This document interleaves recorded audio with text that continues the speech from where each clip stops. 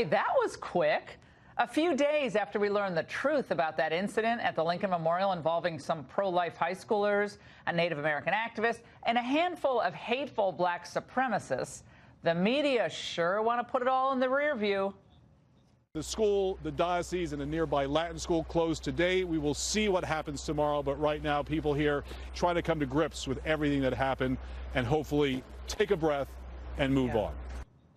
Well, of course the school wants this over. They stupidly fell for that nefarious, defamatory spin and jumped on their own students. And by the way, the school still hasn't retracted its initial statement of that condemnation. Ditto for the diocese, which is shameful. But the group, I think, that has the most to lose includes the bottom feeders from the infotainment industry, because they seized on this as a convenient, very easy opportunity to brand young Trump supporters as racist. Let's not lie. Everyone that sees that smug look wants to punch that kid, right? I even saw conservative people online. When the first video, they were like, look at that face, you want to punch that face. To surround an Indigenous elder and chant "Build the Wall" kind of exposes that it really has nothing to do with border security. It seems like it's an issue of race and white supremacy. Only the video doesn't show these kids chanting "Build a Wall," and the elder confronted them, walking toward the students. They didn't surround him. So how did this nothing story become such a media bonfire? Well, Twitter furnished us with a big clue. On Monday, it suspended the account of 2020 Fight. Now, it was that account that first disseminated the edited 1-minute-long video of the confrontation and the meme that set this entire narrative in motion. Like quicksilver, the video was viewed more than 2.5 million times, and it racked up more than 14,000 retweets. And of course, major media then just picked it up, lapped it up. CNN Business asked Twitter, though, about the identity of the party or parties controlling that account. Good for them. And it saw a discrepancy between the bio and supposedly a California school teacher and the profile picture, which is that of a Brazilian blogger. So the profile didn't match the bio. Well, finally, Twitter suspended the account, claiming that, quote, deliberate attempts to manipulate the public conversation on Twitter by using misleading account information is a violation of Twitter rules. Well, now Twitter has some pretty tough rules against abuse and hateful conduct, policies that are unfairly, at times, applied to some conservatives for just speaking their minds. Well, Twitter's rules state clearly that, quote, you may not engage in the targeted harassment of someone or incite other people to do so. We consider abusive behavior an attempt to harass, intimidate, or silence someone else's voice. It goes on. You may not promote violence against or threaten or harass other people on the basis of race, ethnicity, national origin, sexual orientation, gender identity, religious affiliation. That's the Catholic part. Now, it also forbids the dissemination of hateful imagery on Twitter. Well, it's a mouthful, but given all that, perhaps not only that account 2020 Fight, but other Twitter accounts need to be suspended. The writer Reza Aslan's written book about God and so forth tweeted a photo of Nick Sandmann and asked, have you ever seen a more punchable face than this kid's? Now, if that's not an incitement to violence, I'd like to know what is. It's not funny, that's for sure. And now Sandmann's family, they've been terrorized and subjected to death threats. Bounties have been put out on these poor kids' heads. And the wildly, wildly unfunny Trump hater, Kathy Griffin, she posted a tweet begging people to dox the kids at the pro-life march, publish their home address and phone number, just to make it easier to find them. And I assume not bring them chocolate chip cookies, but to harass them. So again, how is that not using Twitter to harass and threaten? And with the prospect of violence in the air, some commentators immediately moved to just all-out dehumanize these kids. Like CNN's Anna Navarro, in a now-deleted tweet, she called the Covington students A-wipes. Miami must be so proud. Molly O'Reilly, the editor of the lefty Catholic rag Commonweal, tweeted, you don't let your kid wear a MAGA hat and then act offended when they get taken for a racist. Other tiresome liberal Catholics like Father James Martin and Ed Beck were the worst, though, because they were using these innocent students to advance their own anti-Trump animus on Twitter. Father Edward tweeting, well, my feelings about the Covington boys are unchanged since the first reporting, and boys should not have been permitted to wear MAGA hats if they were representing the school. What? Okay. Can't have any political feelings if you're a student. That's interesting. Well, BuzzFeed reporter Anne Helen Peterson revealed herself when she tweeted this picture of the Covington High student next to Brett Kavanaugh. Shocker. One theme of the conversations over the past 24 hours, how deeply familiar this look is. It's a look of white patriarchy, of course, but that familiarity, that banality, is what is part of what prompts the visceral reaction. This isn't spectacular. It's life in America. It's also a long-winded tweet. Well, actually, it's life through the eyes of a true hater, someone truly intolerant. Like, this is how white men look. Look at them. Look at the faces. What are they supposed to look like? I thought everyone's supposed to look however they want. Isn't that what liberalism is? Their own truth, their own, whatever they want to look like, is supposed to be okay with them. Not if you're a white guy and have to be a Catholic wearing a MAGA hat or nominated by Trump. Well, just for a moment now, assume that some racist put up a picture of two black men and said the exact same type of thing that she did about this student and Brett Kavanaugh, replacing the word white with the word black. You think Twitter would allow that person to remain on their platform? Well, they wouldn't, and they shouldn't. Ditto for Anne Helen Peterson. Her comment is racist. Today, The View's Joy Behar, in a moment of, well, perhaps accidental candor, but I'm going to give her big credit, revealed what this was all really about. Why do we keep making the same mistake?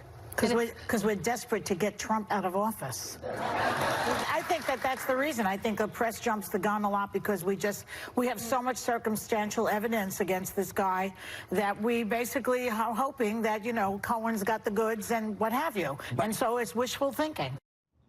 And on both cases, the BuzzFeed story and this one. Well, here's our wish, that this type of sadistic online savagery be shut down by Twitter and other powerful social media platforms. It's time that they start evenly enforcing the rules of conduct against all parties, including ones on the left. And that's the angle. And by the way, this just in, we're just learning about this. Rob Sanders, who is the Kentucky County prosecutor in Kenton County, which covers this Covington Catholic High School area, they're looking at perhaps this terroristic threatening statute in Kentucky that involves online threats and threats against schools. And by the way, if you're prosecuted successfully, this is a felony. So they're taking this very seriously, and the Commonwealth Attorney as well. Multiple threats against this family, their home, and their well-being. So that's tonight. Now, here now with reaction, attorney and RNC committeewoman Harmeet Dillon and former U.S. Assistant Attorney, Fox News contributor Andy McCarthy. Harmeet, it's now been 2 days since leftists called for violence against these students and for their doxing. Now, a lot of these tweets remain up to this moment in time. Now, the right is always policed by Twitter. Why not these folks in a more expeditious fashion, Harmeet? Yeah, so thanks for asking me, Laura. I've actually dealt with Twitter and its terms of service on several occasions, written them demand letters because my clients, who are conservative writers and journalists, have been taken down for literally no reason and no explanation, whereas Twitter has repeatedly allowed very despicable conduct, threats of violence, and gruesome threats of violence to stay up on its platform when the political cause is right. And so what we're discerning from this is that Twitter's terms of service, which are a contract, are not being applied evenly, and that would actually give Twitter users grounds for a suit on various theories under California law and the laws of other states. So hopefully one of these days somebody will come and hold them accountable. But right now they're not being held accountable on a contract basis, and certainly our government is not doing anything to police the fact that they get away with it because they have immunity under the Communications Decency Act, Section 230, to pretty much do whatever they want ridiculous. And then selectively enforce their rules. Someone is going to get badly hurt. And when people say, oh, it's the First Amendment, it's free expression, you can't have, there can be no action against, no, Andy, I'm all for the First Amendment. I think there should be a vigorous debate of the issues, and I'm not for clamping down on that type of speech. But this is not that type of speech. What they're doing is putting their lives in danger. And this is a classic left-wing Trotskyite, Alinskyite tactic. They're trying to make these kids afraid of speaking out, being pro-life, heck, being Catholic, being conservative, being a Trump supporter. And they are succeeding. A lot of these kids are really scared tonight. And where are all these people worrying about the kids 24/7? They're all about the kids. Trump's mean to the kids. These people are mean to the kids. Go ahead, Andy. Yeah, well, look, Laura, I think Harmeet's completely right about the contractual aspect of this, but what you're pointing out right now is a category of speech or categories of speech that have never been protected under the First Amendment. Incitement is not protected. Threats are not protected. And I think the only way you ever put a stop to this is if you start to prosecute people and make an example out of them. And I just don't see a great deal of energy in that direction, but that is what has to happen. People have to demand it. Though, Harmeet, we've heard now from some of the students, and I've got to say, it's inspiring to see how they're weathering this pretty well. I mean, they're not political kids. They went to a pro-life march. It's the longest annual march in the United States. That's what they were doing. Okay, they found themselves in this situation. They're 14, 15, 16-year-old kids. This is what two of them said today in a YouTube video that was released. Let's watch. There have been many threats against our lives, against our parents. Some of these threats include that we should all be locked in the school and it should be burnt to the ground, the school being bombed, school shooting threats. It's really scary. I've been doxxed on 3 separate occasions. This has led to a tsunami of hateful messages and threats and everything above. Harmeet, I'm telling you, we're all worried about school safety, the school shooters. Horrific things have happened in our country. But now we have people who are putting their name on this, that call themselves comedians, or they're late-night hosts, or news organizations that throw gunpowder on an already raging fire by giving this legitimacy without any reporting, real reporting. We're going to get into this in a bit. About the Native American elder and what his background is. No curiosity about this. The narrative has to be a kid's wearing a MAGA hat. He's a white male and he's at a pro-life march. He's got to be guilty of something, and we're going to find out about it. I find this to be absolutely reprehensible, and someone's got to go to jail.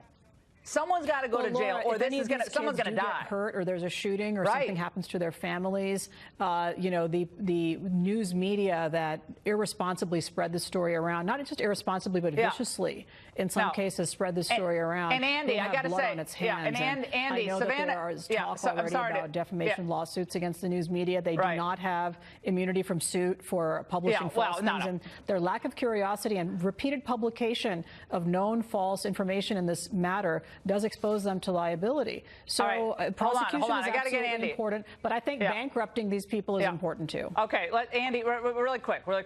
Savannah Guthrie, in an interview that's going to run tomorrow, we don't have time to play it, but she actually asks Nick Sandmann, the main kid who I had a chance to talk to today, she asked him, do you feel from this experience that you owe anybody an apology? Do you see this as your own fault in any way? Yeah. And she has that very concerned look on her face. Oh, come on, Savannah, you're better than that. Well, look, this goes to what you were just saying. The fact that they had the MAGA hat on means they must be guilty of something. No. The MAGA hat is the MAGA hat is the guilt. Right. Because what's now prevalent here is that we're about narrative here. We're not about objective reality. And the fact that they're wearing that hat feeds into a narrative that basically you are condemned by wearing it. And, to the extent that they said that, they were expressing all of this hateful rhetoric when, in fact, the videos disprove that, it doesn't matter, because to them, the hat symbolizes the hateful rhetoric. So what difference does it make whether it was actually said or not? The best, though, is the school and the diocese and a bunch of liberal Trump-hating Catholic priests they jumped on these kids too. It's just, man, I mean, I could do the whole show. I feel like just doing the whole show, canceling all the other topics, because this says so much about where we are as in the country with political speech, and the left is being revealed day after day. Both of you, thank you so much on the legal aspect of this. Our next guest says that between the BuzzFeed report and this Covington brush fire, this is the right time to address this electronic lynch mob. Victor Davis Hanson, senior fellow at the Hoover Institution, joins me now. Victor, this is more than a pylon. Okay, this is like, and Tammy Bruce said this today on my podcast, which everybody has to listen to. She was phenomenal. She said, Laura, this is a type of virtual reputational murder that's taking place, because these kids, look at that kid's face. Nick Sandmann looks, I mean, not there, on the Today Show. I mean, he looks like, you know, he's been through hell and high water. But what does this tell us about whether this is ever going to end? Well, how do we stop this for good? I think, you remember in the classic Western when they stormed the jail and tried to lynch the innocent man? They either succeeded or failed when the sheriff came out with a double-barrel shotgun. Metaphorically, our sheriff is Facebook and Twitter, and they're on the side of the mob.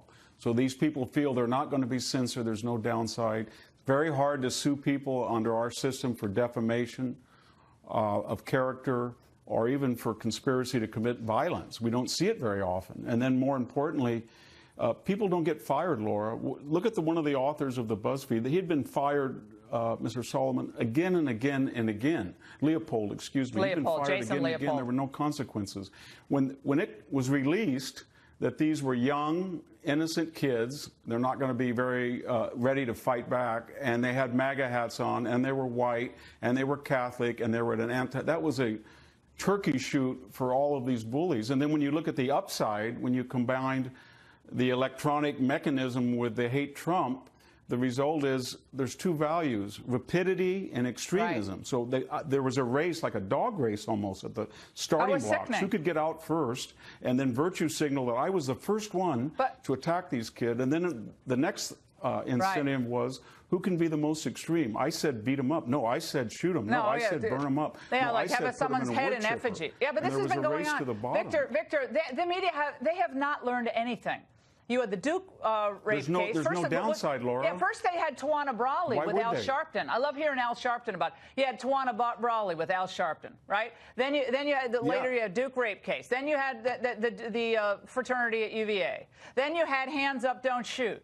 Okay, it goes on and on and on. Then you had BuzzFeed. Now you have this. You see, what's happened is when you have Silicon Valley and you have the great fortunes in America, whether the Bloomberg or the Apple or Google, all of that great money, and foundations, and Hollywood, and the media, and the universities, this story starts out on, it's a force multiplying effect, and it permeates our entire society. And when you look at the other side, we don't have those resources. And when Trump, our conservative ranks are bifurcated, there were people on the Never Trump side that joined in because they felt this is the magic key that will unlock my analysis of Trump. And I'm going to get on it too, and I'm going to prove everybody these kids had MAGA hats, and therefore I was right all along that Trump caused this. Yeah, it was the Venn diagram, Victor, and we're out of time, but the Venn diagram of the Never Trumpers and the accusers of these kids, the vile. But there was an interesting intersection, and you're absolutely right. People like Robbie George at Princeton, whose work I actually respect, but he was a big Never Trumper. He initially jumped on this kid. He's a very well-respected Catholic, professor, but he at least pulled it back. But so many of these other people really haven't pulled it back because they hate Trump. They are absolutely raging with hatred at Donald Trump, and they don't care what collateral damage that they leave on the roadside. If the downside is more than the upside. Yeah, I agree. Victor, thank you so much. The downside has to be more than the upside. You're absolutely right. People have to pay for what happened here. We have some breaking news on what else Native American activist Nathan Phillips was up to last Saturday. You will not believe what the media didn't tell you about him, and that's next. No, it wasn't just the evil white kids narrative that was so tantalizing to the media, but so too was the story of Nathan Phillips, the Native American activist with a truly heroic backstory. Sparking outrage. The video showing high school students coming face to face with a Native American veteran at the Lincoln Memorial. Well, Nathan Phillips, I want to first thank you for your service. We know that you are a veteran of the Vietnam War. School and local dioceses have apologized to Phillips, a Vietnam veteran. But now multiple outlets offering corrections, noting that he was in the Marines during the war, but never served in Vietnam. So he was a Vietnam-era vet. Still important, but nevertheless, correction in order.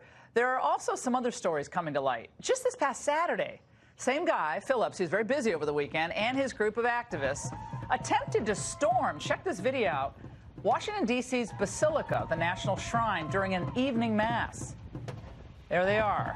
A guard, they haven't changed the drum, a guard telling the Catholic news agency, quote, "It was really upsetting. There were about 20 people trying to get in. We had to lock the doors and everything." Apparently, they locked the parishioners inside. Now, given Phillips' media remarks since the standoff with Covington, especially his commentary about their education, is it fair to ask whether there is an anti-Catholic bias at play? Here to discuss, President of the Catholic League, Bill Donahue. Bill, anti-Christian, anti-Catholic. The commentary, and I want to read something to you, Bill. This is a quote from Mr. Phillips Sunday to the Detroit Free Press. "The black Israelites, those are those nuts that were screaming at the monument, at the Lincoln Memorial, they were saying some harsh things, but some of it was true, too. These young, white American kids were being taught in their Catholic school, their doctrine, their truth. And when they found out there's more truth out there than what they're being taught, they were offended, they were insulted, they were scared. And that's how they responded." The seething contempt for the Catholic faith, as expressed by him. He's since kind of cleaned up his rhetoric. But what do you think about that? Well, it wasn't the white kids who called the Indian savages. It was the black thugs. And yet this guy didn't go after the blacks, did he? The Hebrew Israelites. No, he went after the Catholic Church. He tried to storm the church. That's what the Nazis did in Germany. They went into the synagogues to disrupt the services.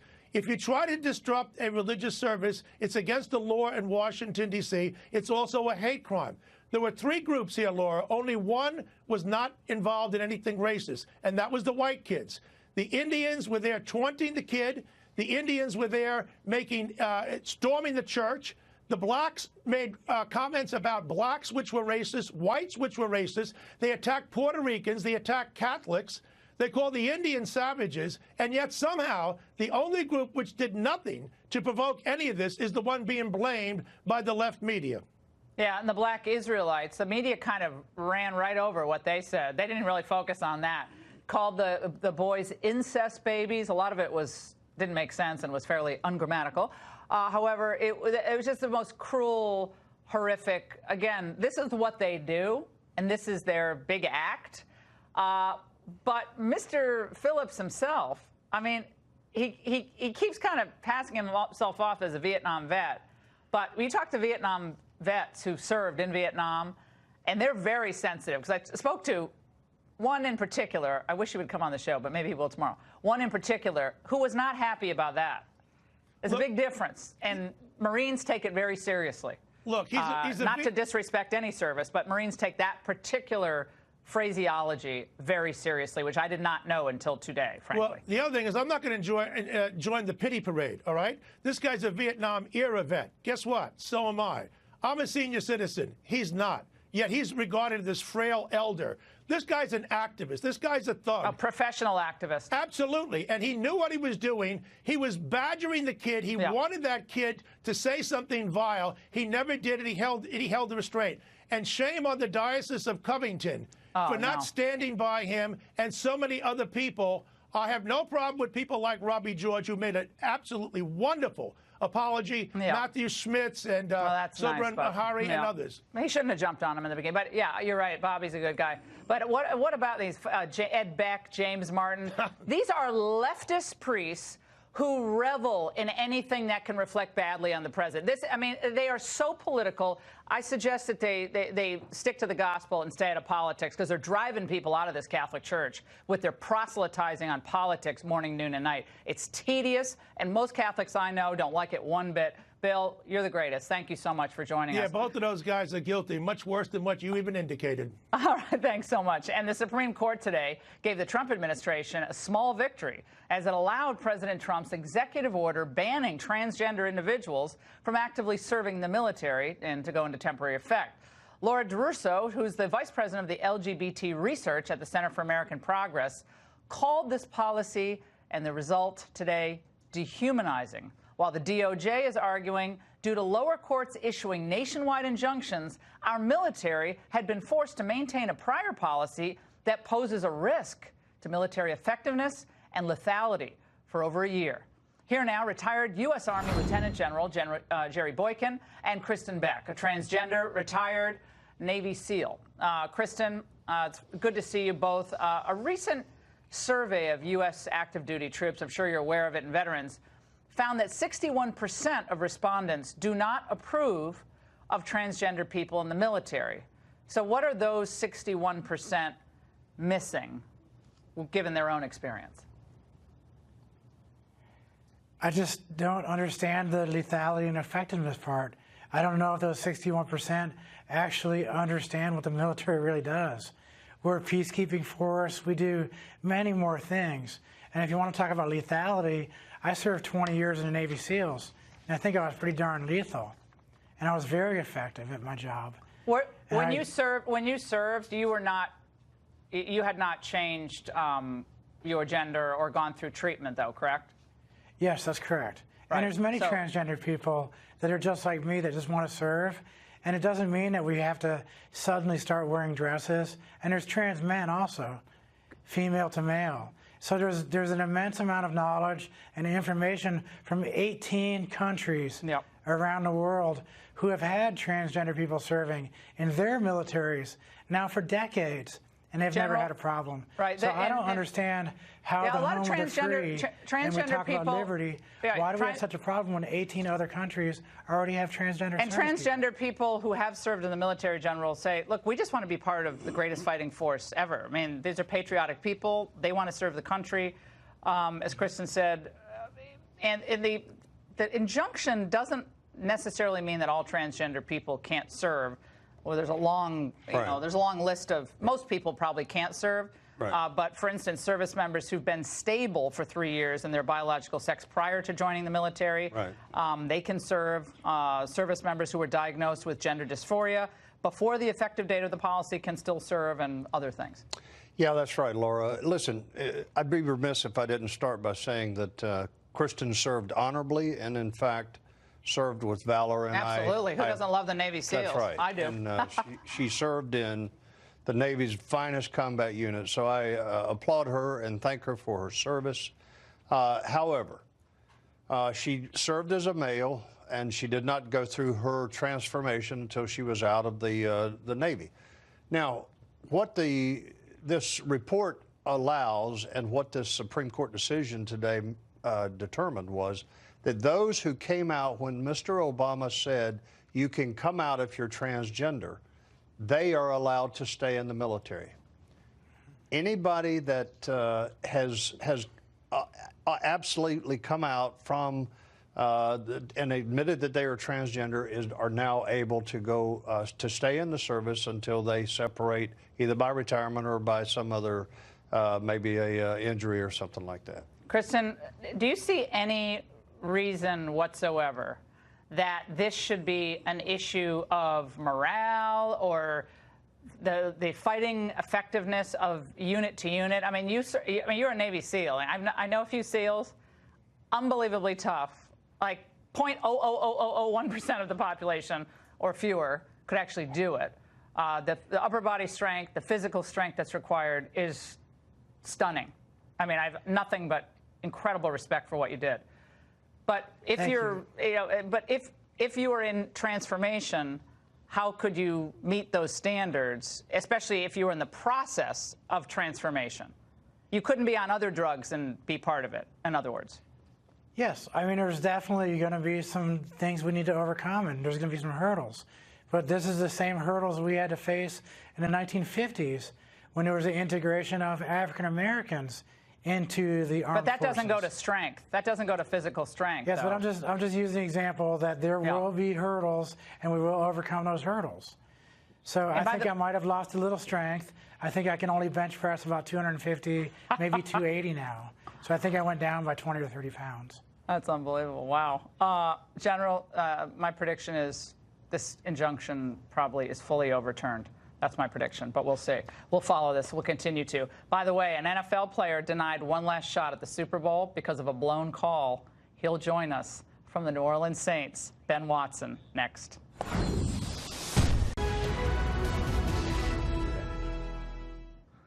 The nation as a whole, and certainly the Who Dat Nation, are still stunned after the Saints lost Sunday the NFC Championship game due to a blatantly missed call or two. In the aftermath, the NFL admitted it messed up. Just getting off the phone with the league office, they blew the call. Sean, what explanation did you get? It was simple. They blew the call. They said it should never have not been a call. They said not only was it interference, it was helmet to helmet. There were two calls. They couldn't believe it. No, well, but for the Saints and the players, the fans, that admission is of little consolation. Here now, Raymond Arroyo, Fox News contributor and a member of the Who Dat Nation. I can't believe I just said that. With some more colorful responses from the New Orleans residents. Raymond. Now, Laura, the entire Who Dat Nation is still in mourning. If you say that one more time. They really are. And unlike other places, the Saints, this isn't a team to us, Laura. It's really a part of our way of life. In New Orleans, there are four things: faith, family, food, and football. And look, in the fourth quarter, same deal. Well, in the fourth quarter of this championship game, when the Rams cornerback, Nichols Robbie Coleman, literally rammed Saints receiver Tommy Lee Lewis with his helmet, everyone assumed two calls were coming. They never came. Saints fans take this very personally, and they've coped with the grief in unbelievable ways, Laura. Signs have popped up all over the city, courtesy of local businessmen. One blares, "Saints got robbed." Another, "NFL blew it." And since it's New Orleans, why not protest with food? Haydell's Bakery, I saw this the other day, is selling a no-ref cookie with an image of head referee Bill Vinovich with a slash through his face. On our local papers, they've copied the headline, "Reffing Unbelievable." They've made it into a T-shirt. And there is now even a petition, Laura, with nearly 700,000 signatures asking for the NFL to invalidate the Rams' victory and demand a replay of the championship game this Sunday, given the lousy officiating. The New Orleans City Council is now weighing in. They've issued a resolution. What else are they going to do? They're demanding answers of the NFL. And you've got everybody from Gail Benson, the owners of the Saints, demanding clarity here. She doesn't want other people to go through this. Also, the governor, John Bel Edwards of Louisiana, asking Bill Goodell to clarify this so no one goes through it again. It was a ridiculous Patrick Goodell. call. Patrick Goodell. No. Patrick Goodell. Bill Goodell, isn't it? What's his name? What did you say? Roger Goodell. We're both Roger. wrong. We're both wrong. I can't hear. I can't hear. I don't like Goodell. Sorry. Very quickly, I don't care for him either, but very quickly, there are now two lawsuits being filed. Oh, these are stupid. They are charging that these officials caused loss of enjoyment of life and distrust of the game, and they want the NFL to pay up. And well, look, we're suffering, Laura, and we're trying to cope with that suffering. The hundreds of millions of dollars, really, both for the players, the local community, over time. I mean, the next year, your contract goes up with the Super Bowl. All right, Raymond, joining us now is someone who understands that pain in a particular way. Here now, an Ingraham Angle exclusive is Ben Watson, tight end for the Saints, of course, who is retiring. I'm so sad this year. Ben, I know this is tough. What you experienced as you watched the referees totally ignore these infractions near the end of the game. You didn't play because you were injured, which we were also really upset about. But what now, Ben? What now? What do we take from this? Well, first of all, you got to console all your kids because they're trying to figure out what happened. But we have a saying that we have as athletes, and that this is an imperfect game played by imperfect people, and obviously refereed by imperfect humans who are refereeing. And so I have no words. There's no words that can console myself or my family or the Who Dat Nation or football fans in general. Look, as an NFL, as a league, we try to put forth a product that is full of integrity, something that we can be proud of. And these sorts of things happen. But the sad thing is that there's no remedy. And that's in no way to take anything away from the Rams. It was a hard-fought game. But when you have a non-call at that point in time in the game where things are in the clutch, where it's time to be decided, it just doesn't sit well. And that's not how either team wants to win or lose. And Ben, what do you think about the rules changes that are now being debated? I listened to almost nothing but sports talk radio over the last 48 hours. I was upset about a lot during this game. There's a lot of things that could have gone differently. I don't think the Saints played their best game. Drew Brees is my favorite quarterback. I don't think he played his best game, and I think he knows it. But the 57-yard field goal, that was unbelievable. The Rams kick, I mean, that was incredible. But now a rules change. Is that where we're going? We're going to review every play?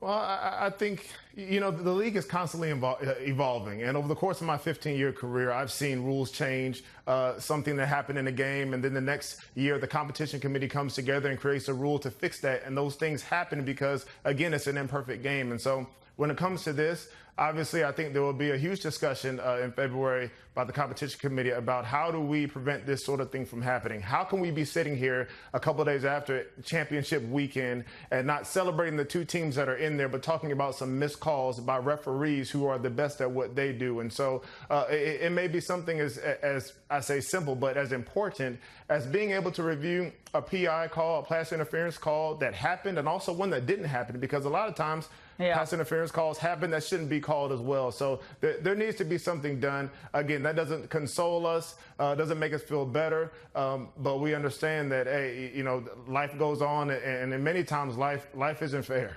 No, it isn't. Jason Whitlock, I know you know Jason. He was speaking today about the Saints and the reaction. Let's watch. The Saints are not victims, not in my opinion. Victims are targeted. The referee who failed to call a penalty on this pass had no intentions of harming the New Orleans Saints. In fact, his motivation was to protect the integrity of the outcome. He failed to act because he didn't want a judgment call by the refs to decide the game. Jason, right? Well, he's right to a certain extent. Referees are told that in the end of very important games, you're talking about playoff games with Super Bowl implications, referees don't want to determine the outcome. They want to sort of say, let the players play. But when there's something as obvious as that, when you've got three referees standing there, that's a time when a flag needs to come out. There needs to be a call made. And I don't know I'm not saying that the referee's intent was malicious, but I can say that he did not do his job there. And when you look at the game, look, as a player, you want to win the game on your own terms. And we had a chance in overtime. We got the ball first in overtime. We weren't able to drive down the field. There were other opportunities for us to win. But again, looking back at the game, there will be some rule changes, but it won't help us for where we stand right now. Hey, Ben, I've seen all the pictures of your kids. My question is, are they playing football?